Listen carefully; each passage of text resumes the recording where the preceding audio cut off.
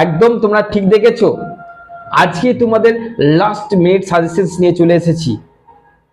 এত কম প্রশ্ন তোমাদের দিয়েছি সাজেশনসে, তোমরা যখন খাতা নোট ডাউন করছো দেখে নিয়েছো যে মাত্র এই কটা প্রশ্নে আমাদের 5 আর 10 এই দুটোই আছে, তারপরও লাস্ট মিনিট সাজেশনস মানে আরো কমছে।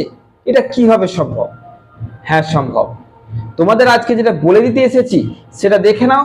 তোমাদের আজকের ইম্পর্টেন্ট এইগুলোর মধ্যেই লাস্ট মিনিট আমি কোন কোন প্রশ্নগুলো করেছি, যেগুলো মোস্ট মোস্ট ইম্পর্টেন্ট, খুব গুরুত্বপূর্ণ প্রশ্ন। চলো দেখে নিই।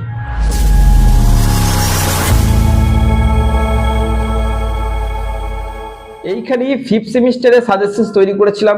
এইখানে বসেই কিন্তু আমি ফিফথ সেমিস্টারের লাস্ট মিনিট সাজেশনস দিয়েছিলাম।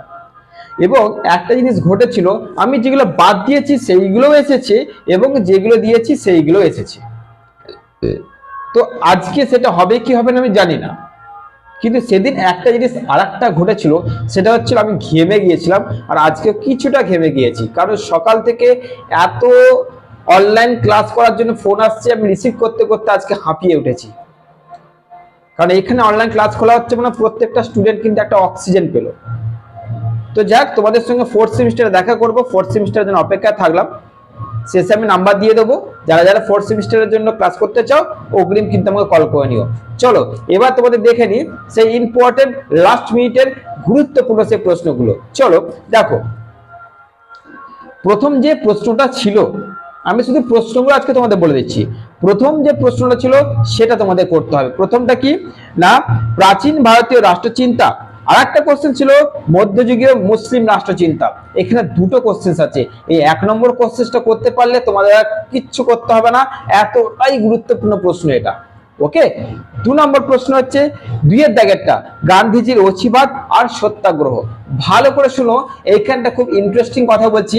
অচিবাদ আর সত্যাগ্রহ যদি কারো কাছে নোটস থাকে তাহলে তোমাদের বলে দিচ্ছি, যে কোনো একটা কোশ্চেন করে যাও, দুটো কোশ্চেন করলে একটাই অ্যান্সার লিখবে, ওই একটা অ্যান্সারে দুটো প্রশ্ন তোমাদের হয়ে যাবে।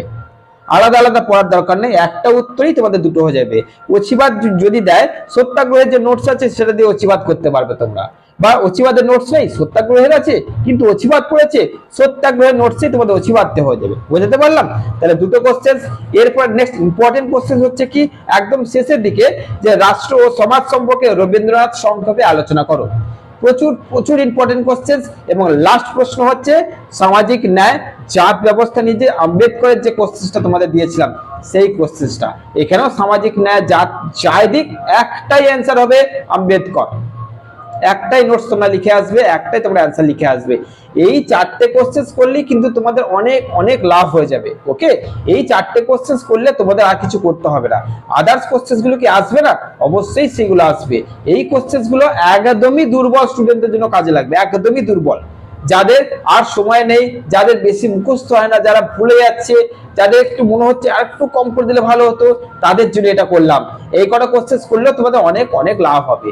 এরপর এই কোশ্চেন গুলো হয়ে যাওয়ার পর তোমরা তারপর এগুলো করো না, কোনো অসুবিধা নেই। ওকে, আশা করছি আমার স্নেহের ছাত্রছাত্রীদের লাস্ট মিনিটের গুরুত্বপূর্ণ প্রশ্নগুলো তোমাদের বলে দিতে পারলাম। এরপরে আমার আদার্স যে ছাত্রছাত্রীরা আছো, যে কোশ্চেনটা বাকি রইলো সেই কোশ্চেন গুলো, অর্থাৎ যেগুলো আমি বললাম না সেইগুলো কিন্তু এইগুলোর পর অবশ্যই দেখে নিও, ছেড়ে যাওয়ার কিন্তু একটাও নয়। আমি শুধু বলে দিলাম মোস্ট ইম্পর্টেন্ট কোন কোশ্চেন গুলো। চলো দেখা হচ্ছে পরবর্তী এরকম একটা ভিডিওতে। ভালো থেকো, সুস্থ থেকো।